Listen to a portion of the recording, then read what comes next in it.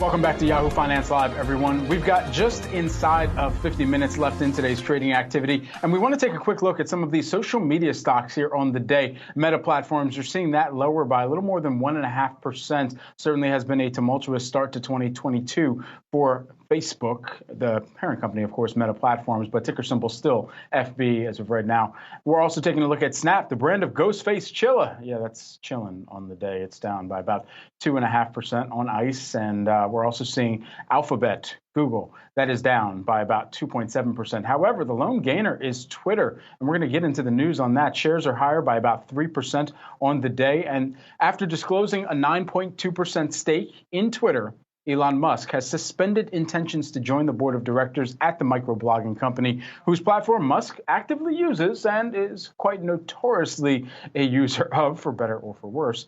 Twitter CEO Parag Agrawal sent a letter to employees, which he shared on his own Twitter account. And in part, he said that Elon will no longer be joining the board. I believe this is for the best. We always will value the input from our shareholders, whether they are on our board or not. He goes on to say as well, as part of this post, that our biggest shareholder, Elon, is our biggest shareholder, and we will remain open to his input. There will be distractions ahead, but our goals and priorities remain unchanged. Dave and Rochelle, I want to bring you into this because as part of the process, of course, this was announced just last Tuesday. What a difference 7 days makes. But as part of the process, Elon would have been appointed to the board contingent on a background check, formal acceptance as well. And so with all of this in mind, it seems that on Elon's side, it perhaps, and for Twitter's side, it allows them to both avoid a good level of distraction. If Elon was on this board, that certainly does take some time away from the other obligations that he does have, especially on a fiduciary duty front to shareholders of not just the private macro unicorn of SpaceX, but also the publicly traded entity of Twitter as well. Rochelle, I'd love to know your thoughts on this, especially considering this being the hugest news of the day, seemingly on the Musk front. So I thought it was interesting that when obviously this pairing was announced, a lot of people were like, how is Elon going to shake up Twitter? How is it going to make it different, better, perhaps more inclusive, depending on your thoughts? But perhaps people really didn't consider how this was going to affect Twitter. You have a very dynamic CEO in Elon Musk who has a lot of ideas. He was firing these ideas all weekend long. And you did start to get that inkling that perhaps this wouldn't be the best fit. Obviously, he does a lot of polls on Twitter. And when you sort of couple that with your fiduciary duty and some of the lines that he's come up against or perhaps crossed in some cases with the SEC, maybe this is the move to sort of tone things down and calm the noise. Perhaps this is something he can revisit later. But I'm not entirely surprised that this is how it ended up. But it could be temporary. Who knows? Dave, what do you think?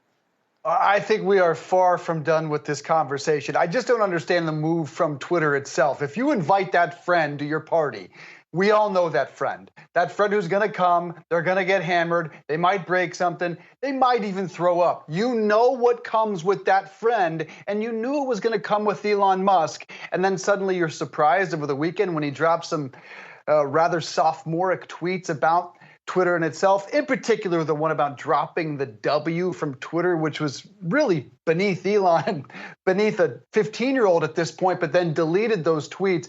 If I'm Twitter, I think it's one of those things where you keep your friends close, your enemies closer. Keep him on that board. Try to rein him in. He can help you build this platform. And as a member of the board, remember, he's limited at 14.9% of shares. Now he's not. Now he has no limits. And let's keep in mind, he's worth $274 billion. Twitter is entirely worth $37 billion. Is he going to just go away quietly? I guess I'd be shocked at that. He did like one tweet after deleting his criticisms. He liked a tweet that said Elon was told to play nice and not speak freely. He did not remove that like, so he wanted that to stay out there. He wanted everyone to know that he could not speak freely about Twitter, and that's clearly why this relationship ended. I do not think by any means, Brad, we've heard the end of it. I don't think so either, but I think what it does signal for Twitter is that perhaps they were willing to move away from being what Tesla has become or what some of Elon Musk's other companies have become, which is cult likings, cult followings at the end of the day. Tesla for itself, it had already amassed, even prior to this year and prior to the past 18 months run up that it had seen, to the point where they were able to announce these stock splits and go forward and still see their share price rise even higher from those points. It had a cult following. It was this core base of users, either purchasers of the car or just purchasers of the shares itself, on the belief that Elon was going to revolutionize the world. The question for Twitter in this instance is, do we want to have that figure also annexing this cult-like following to Twitter, to our shares, to our company? And for better or for worse, again, kind of giving this a circular ending, that's exactly what Twitter had to think about. And I think that's the calculus that really weighed on a decision like this as well at the end of the day.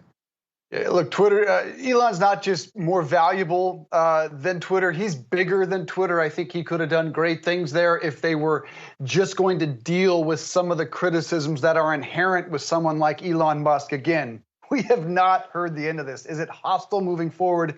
Wouldn't surprise any of us. Coming up, our triple play.